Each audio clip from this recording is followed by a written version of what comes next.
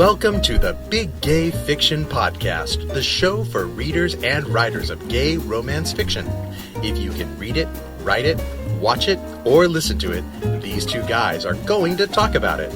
Now, here are your hosts, Jeff Adams and Will Knaus. Hi, everybody, and welcome to episode number 11 of Jeff and Will's Big Gay Fiction Podcast. I'm Jeff. And I'm Will. And as my lovely compatriot mentioned, or did you mention? I wasn't really paying attention. Happy holidays, y'all! That's what I was talking about. Merry Christmas! This is our officially unofficial holiday episode. Yes, it is. Hence, if you're on the video, you can see all the festiveness going on around us. But if you're on audio, well, just know that it's there. But yeah, Merry Christmas! Here we are in the holidays, officially. Yeah, a couple of days before the big day. We don't have anything special planned. I think we've gotten too old for that in some ways. No, I don't. Well, I don't know. I don't think it's a matter of age. It's just, oh, well, maybe it is. It's maybe. Like, we're the old married couple who like to hang out at home and enjoy our holiday light and our festiveness that we've got, but we don't really travel because traveling's a pain in the holidays. It's always a pain, but especially in the holidays. Yeah, and we don't have kids, so we don't have to deal with all the crap. But, we will enjoy watching our friends play with their kids on Facebook. Sure. Yeah. It's a good thing. We will enjoy hanging out, having some food. And the Facebook effect of the holidays. They only post the exceptionally cute or festive moments. But not the meltdowns. Not the crazy crap that, we certainly don't need to be dealing with. So, yeah. We'll celebrate that way. Yeah, and we'll enjoy it. It'll be a good day. How was your week? My week was fine. How was your week, sir? It was good. I got a lot done. Breakaway Score got out to beta readers this week, which is really good since it's due in 2 weeks. It's due to the publisher on New Year's Eve. Yep, it's sitting on my desk right now. Yes, you are one of the lucky three that have Matt and Leo's story in their hot little hands right now. So that's good. I'm looking forward to getting some stuff back on that this coming week. I also got my Hat Trick 3 bonus Christmas chapter completely wrapped up. And it's on the website ready to roll on Tuesday. Mm-hmm. So if you've read Hat Trick 3... this is a little Christmas bonus for you. If you haven't read Hat Trick 3, well, I don't really recommend reading the bonus chapter until you do. Otherwise, it won't make a lot of sense because it's completely in the context of the book. Some good news that happened this week. We talked in last week's episode after Brandon's interview that he had done a special offer to help fund Eric Arvin's Quadrasizer, which I said right this week. Mm-hmm. I worked on that before the show. Not only did Brandon get 2 takers on his fantastic offer that if you donated $1,000 or more, that he would write you into one of his books in 2016. Word came on Friday that Eric's GoFundMe campaign was completely funded, which is excellent news ahead of the holiday. It's great to see that completed. And congratulations to Brandon for really helping goose that total towards its completion. And pushing out that awareness. And I believe as of this moment, he's still willing to take donations and... Yeah, to my understanding, donations are still coming in to help offset the fees behind the fundraiser itself, so that he fully has the amount that he needs for the Quadrasizer, which is good. So if you still want to be in Brandon's books, or if you know someone who would get a kick out of being in one of Brandon's books and just haven't had the chance to pick up that last minute holiday gift, this might make a good one. Yep, and I also know that Sarah York has a giveaway going on also, which I think runs through Christmas Day, if I'm not mistaken. We'll link to these things in the show notes so that you can check and get the latest detail on what's going on, because it's a very worthwhile thing as we come into the holidays this week. Indeed. In particular. And somehow I actually read a little book this week.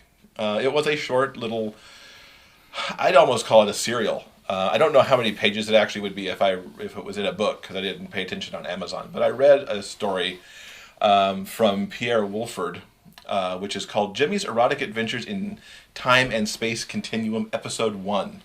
It's a mouthful of a title, but it is so adorably cute. Not only does the cover, which I should have held up here for the people on the video feed, harken back, at least in my opinion, to some pulp fiction of like the 50s.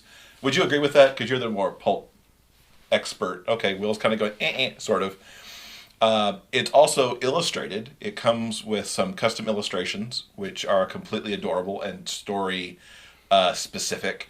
And the story is exactly what it says. You've got Jimmy the time traveler who is trying to unravel a mystery that his father left him in the I believe he's from the 23rd century. He ends up back in the 1870s looking for one of the clues and kind of falls for this adorable cowboy. So it's adorably cute. I'm going to get a review written up of it, and I'm eagerly looking forward to episode 2. And I would love for you to read it to see what you think and how it kind of fits. I've never read anything in the genre quite like it. Okay.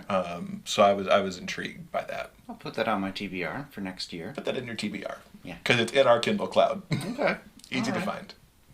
How about we move on to the question of the week? Cool. Last week, Brandon asked, what's a story you want to read that you haven't heard yet? Or what's the new thing that you're looking for? Basically, what's an underserved subgenre that you're just dying to read? And we had a couple of good responses. Christina said that she would like to... I'm so sorry. I'm trying to read this off of a screen. She's looking for novels with older main characters. And there seems to be a plethora of YA and NA, not to speak of vampires and shifters and so many stories of... oh gosh, I wish we could just go back. Christina gave a really thoughtful, intelligent answer, and I've totally screwed it up. Basically, she's looking for older main characters. Yeah, with some different points of view, normal day-to-day problems. She mentions that maybe they have exes, maybe have children, and to read those stories. So, Christina, I may actually have a story for you coming out in February, just to do my own little plug. I got a story called A Sound Beginning that'll come out in February from Pride Publishing. And it's about a voiceover artist who meets a contractor who's working on some stuff in his loft. They both have baggage, they're both a little older, and I would say give it a try. And I'll certainly talk more about it on the show once the pre-order is up and stuff in January. Scott said he wants to see gay werewolf hockey-playing romance. And who wouldn't? Exactly. I did push him towards some gay vampire hockey action that I knew existed, which was a really awesome book. But he wants some werewolves. So maybe he'll find that in 2016. Somebody who writes shifters, get this guy a werewolf hockey playing story. Indeed. Jillian mentioned she'd like to see some more international stories, or stories where the main characters are not from the US or England. There's literally an entire world out there, and it's not reflected in our fiction, and that makes me sad. Jillian, don't be sad. Take on some other stuff out there, folks. I know that T.A. Chase and Devin Rhodes have written characters around the world in their Men of Sports series. Mm-hmm. Those take place in several international cities, but I suspect that there's not enough outside the U.S. and England running around out there. So, yeah. So thank you for everyone who answered the question of the week. Later in this episode, we're going to talk about the new question. And, yeah.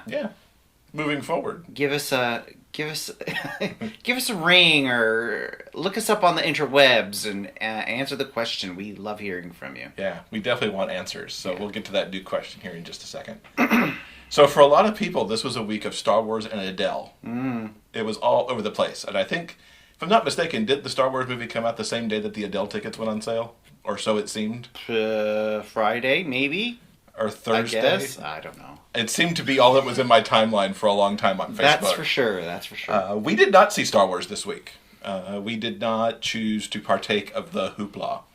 Although, even in our tiny town, we drove by the theater Thursday night, and there was a line of people queued up to get into that first 7 o'clock show. I will say that I thought that Big Bang Theory really did an excellent episode around Star Wars opening day. And it was great to see them take such good advantage of having their episode air the same day that the movie started. I don't know what that did for their ratings necessarily, because that's a big crossover audience there, but it was really adorable how they worked in the Star Wars opening to their episode this week. Yeah. And we'll see Star Wars probably for Christmas or for New Year's, and then we'll talk about it. I am glad to see that it's gotten good critical reviews and that pretty much all the people that I pay attention to on Facebook seem to like it, so maybe it is not what episodes 1 through 3 were. I am definitely a child of the 70s.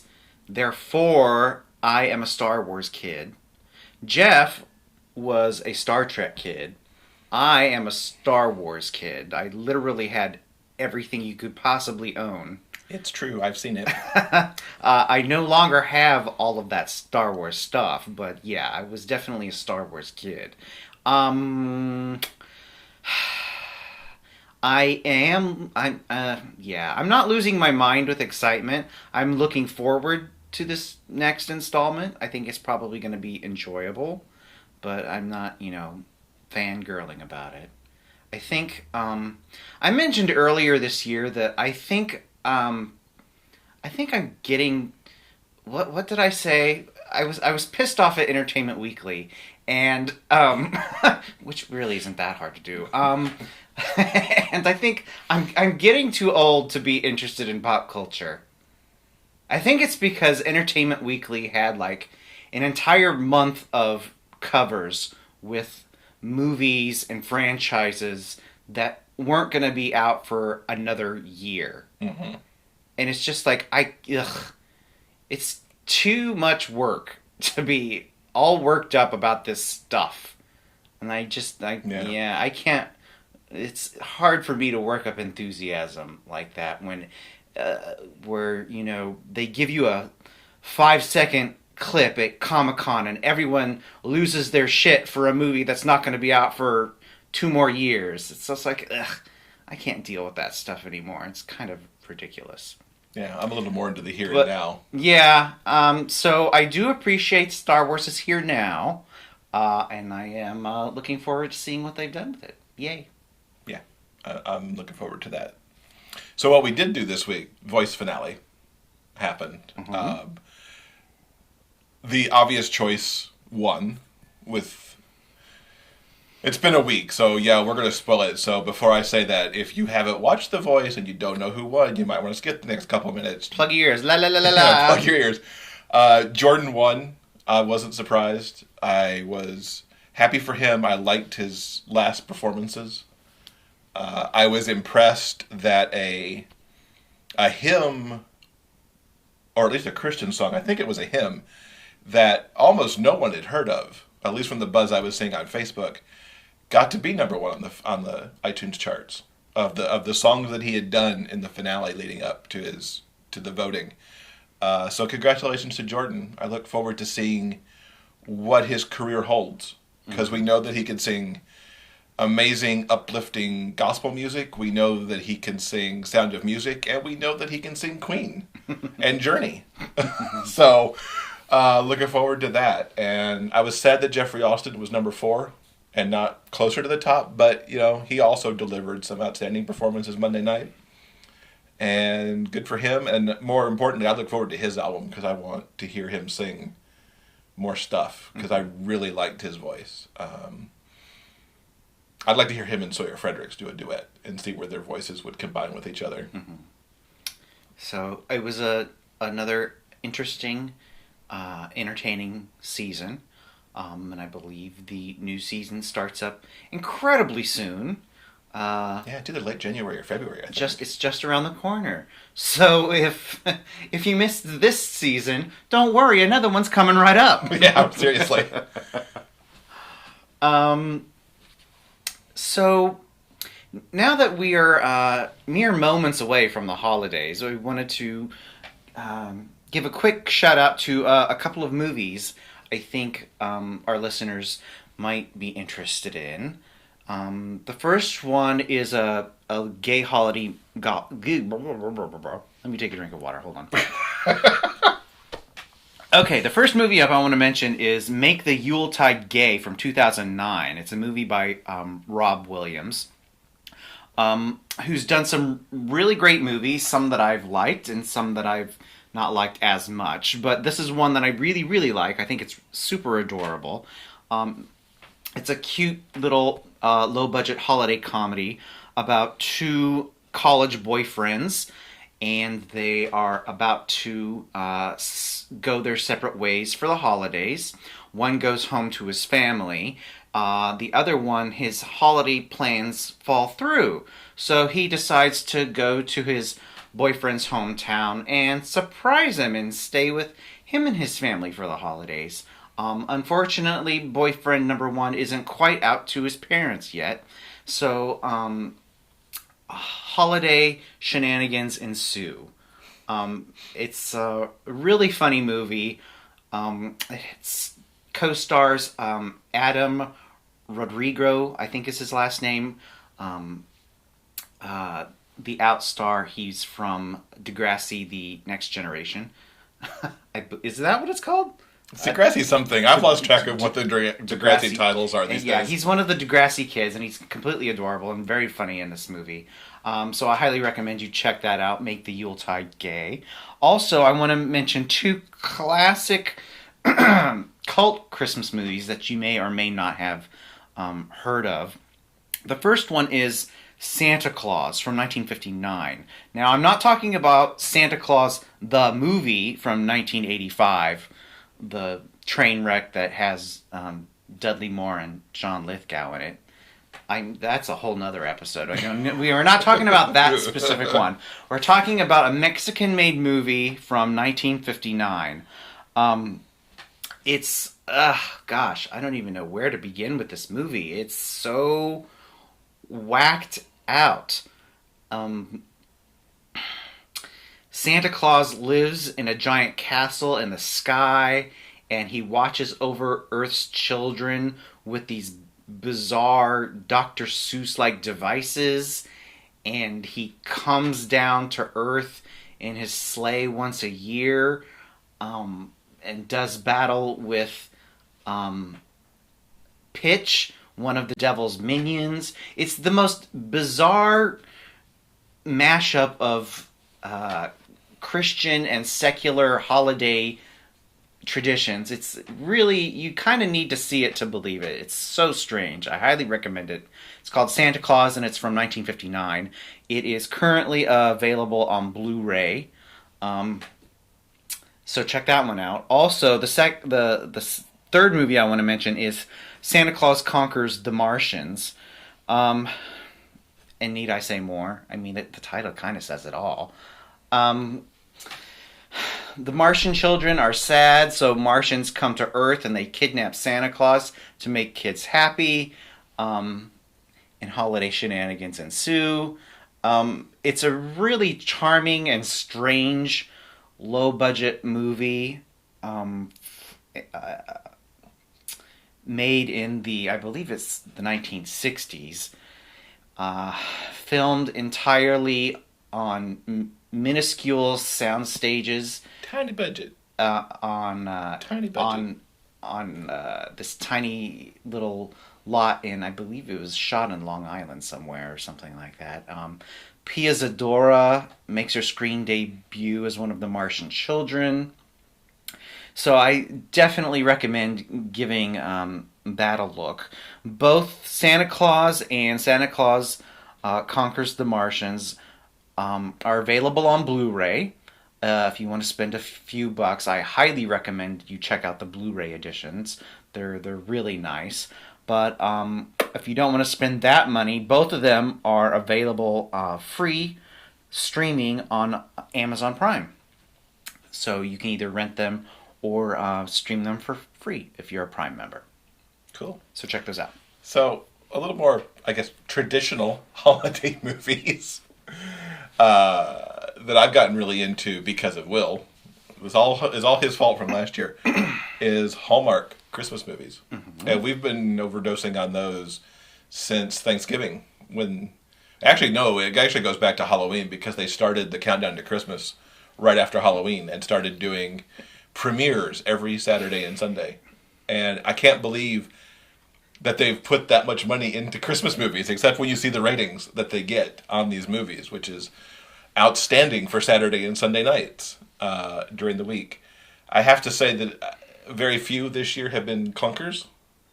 I think we've only turned off one, maybe, that we couldn't get into. Everything, and I like them from a storytelling standpoint too, because Hallmark has their formula just like a Harlequin does. The beats are almost the same in every single story, and then there's that final twist that happens with about 20 minutes left in the film, where you think, oh, what are they going to do now? Are they going to make it? Of course they're going to make it. It's got to end happy. I think my favorite so far this year has been Carrying Kingsbury to the Bridge. Not only did I like the budding romance between the aspiring songwriter and the young woman who didn't want to turn into a carbon copy of her corporate CEO dad, but the bookstore in the movie, which was called The Bridge, hence the title of the film, was so cool that it was a bookstore that was a cafe where people would come together and look at their books. Now, of course, it was set in 2009, I think that part of the movie was. So it was before ebook, it was before Amazon had the Kindle, and there's even a passage in the movie where they talk about the rise of ebooks and what that could be doing to the bookstores and whatnot. So they see that on their horizon. But it was such a sweet movie, and the bookstore was so awesome, and I looked at Will and said, we should open a bookstore like that. And of course he looked at me like I was crazy, because it is a crazy idea in this day and age. But yeah, the Hallmark movies have been really delightful this year. Do you have a favorite so far this year of what we've looked at, or the Lifetime movies? Because we are watching some Lifetime movies as well, depending on who the stars are.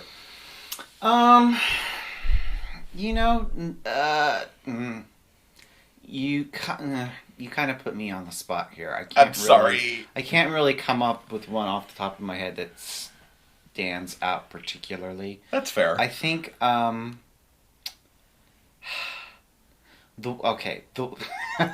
one I'm looking forward to the most was actually aired last night. We're taping this on a Sunday, and it's the Mariah Carey Christmas movie, which I think is called All I Want for Christmas. I think it just uses her song title. No, I don't think that's what it's called. Anyway, oh gosh, I think her song's certainly in it, or certainly in the commercials. Anyway, Mariah Carey directed and co-stars in a Hallmark Christmas movie, and it features Lacey Chabert, who I personally find adorable, and I genuinely like all of the movies that she does. I think she's particularly good at playing cute, naive characters, but they're not, stupid. I think there's a very fine line between naive and stupid, and I think Lacey does a very nice job of being cute and charming, but not annoying. So I would agree with that, because she's done several good Hallmarks that we've seen. Yeah, I like her Hallmark movies a lot. I think this is her second one this year, because she had the one before where she had the amnesia. Yes. Poor Lacey. She had holiday amnesia, and now she's got to work with Mariah Carey. And I don't know how to split these next two. I want to stay in the Christmas genre for a second. Years ago on Showtime, I want to say it was somewhere in the late 80s, I came across this special that for the U.S. audience was called A Broadway Christmas. And it actually used a bunch of West End holiday shows that had done a special for Save the Children.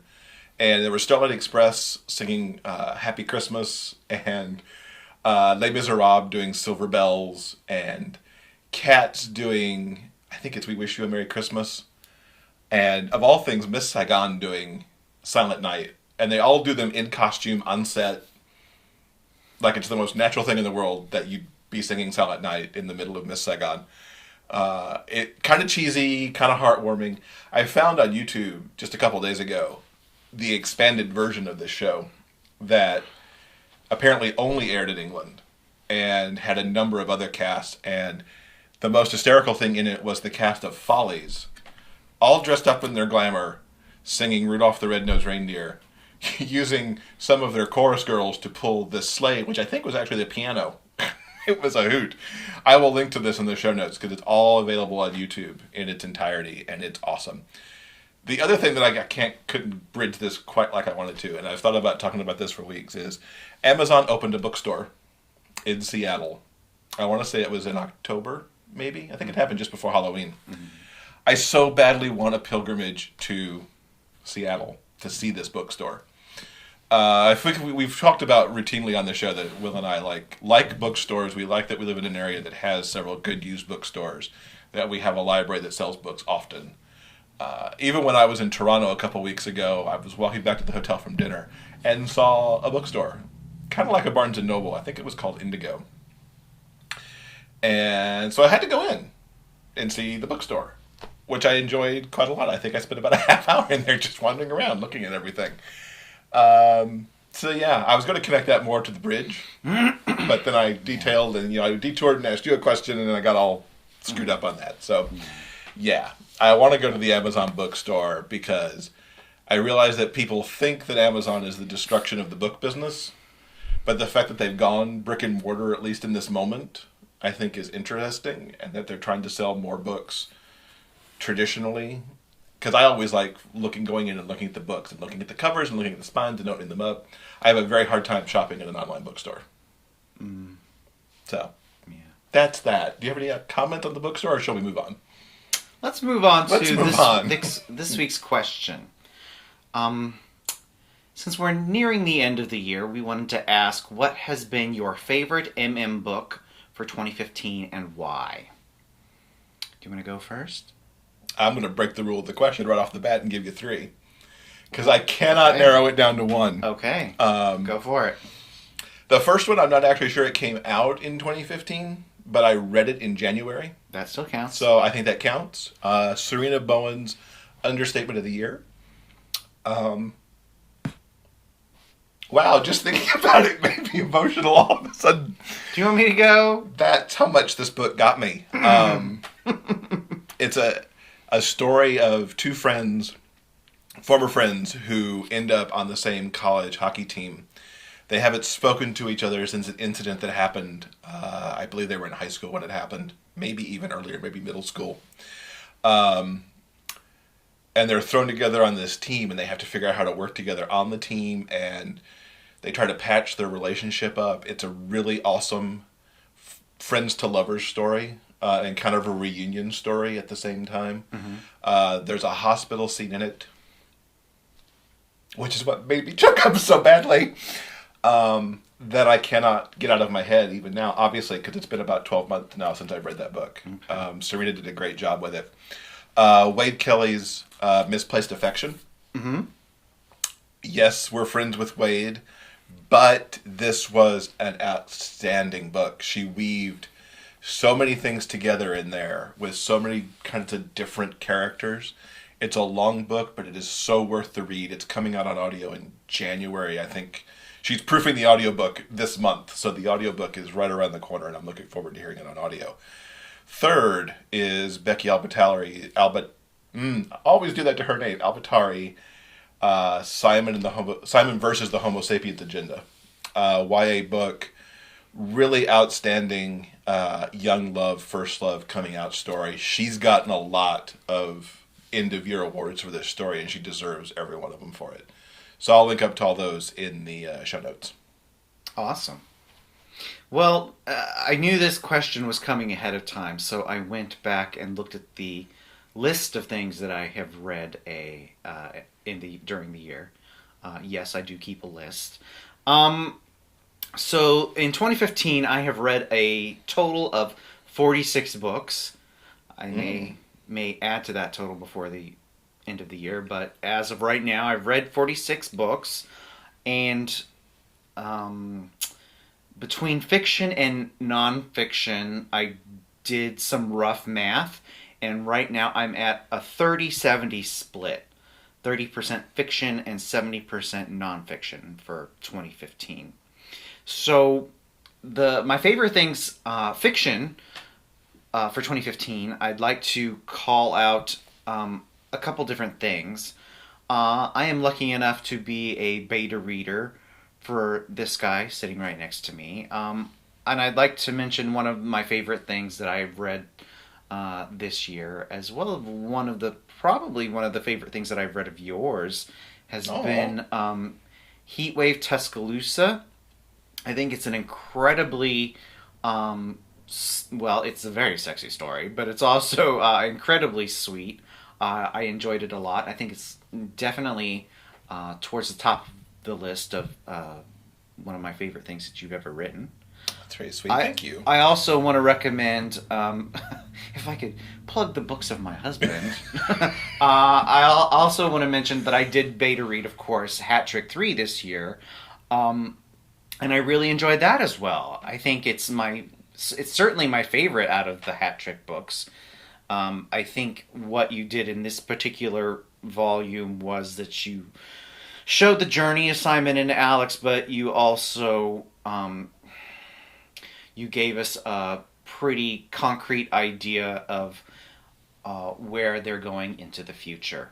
I also liked how the two of them worked with the youth hockey group.